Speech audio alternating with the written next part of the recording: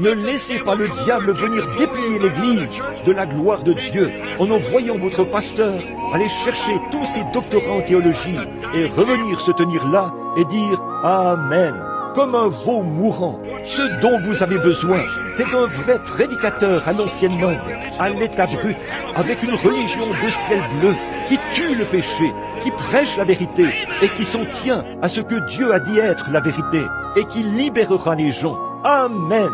Je ne suis pas tranchant, ce n'est pas mon intention. Mes frères, il est temps que nous apportions, que nous appelions ce qui est noir, noir, et ce qui est blanc, blanc. Oui, monsieur.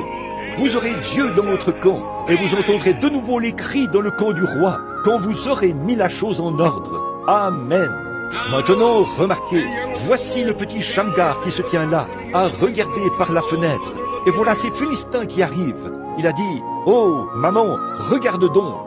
Sa pauvre petite fille s'est mise à pleurer. Je peux la voir baisser les bras et dire, « Papa, nous n'aurons rien à manger cet hiver. » Et puis je regarde maman, et elle se met à pleurer. Vous savez, Shamgar a regardé autour de lui. Il ne savait vraiment pas quoi faire. Il a regardé autour de lui. Il a dit, « Je ne pourrai pas me battre. Je ne suis pas un guerrier. Et je n'ai pas le temps d'aller apprendre à me battre en duel. Et de faire tous ces entraînements et tout. Je n'ai pas le temps de le faire. » Mais alors qu'il promenait le regard, il a vu là, dans le coin, un vieil aiguillon à bœuf. Savez-vous ce qu'est un aiguillon à bœuf? C'est un gros bâton dont l'extrémité en airain sert à à conduire le bétail vers la porte, d'une part, et aussi à détacher la terre de la charrue pendant qu'il labourait. Un vieil aiguillon était posé là. C'était la seule chose qu'il pouvait avoir dans sa main. Mais savez-vous quoi?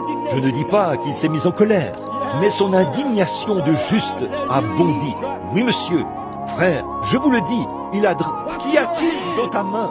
Rien d'autre qu'un aiguillon à bœuf. Et il s'est dit, je ne suis pas un guerrier, je ne suis pas capable de faire ceci, je n'ai reçu aucune formation. Mais il n'avait pas le temps de recevoir une formation. La seule chose dont il avait besoin, c'était que l'Esprit de Dieu soit sur lui. Avec l'Esprit de Dieu sur lui, il a sauté par la fenêtre, a pris cet aiguillon et a tué 600 Philistins. Amen. Ce dont nous avons besoin aujourd'hui, ce n'est pas d'aller au séminaire pour apprendre si Marc 16 est vrai ou pas. Frère, les gens se meurent. Ce que nous devons faire est de sortir tout de suite. Il ne s'agit pas de savoir si vous allez vous battre en duel ou pas. Il s'agit de se lever. Oui, monsieur.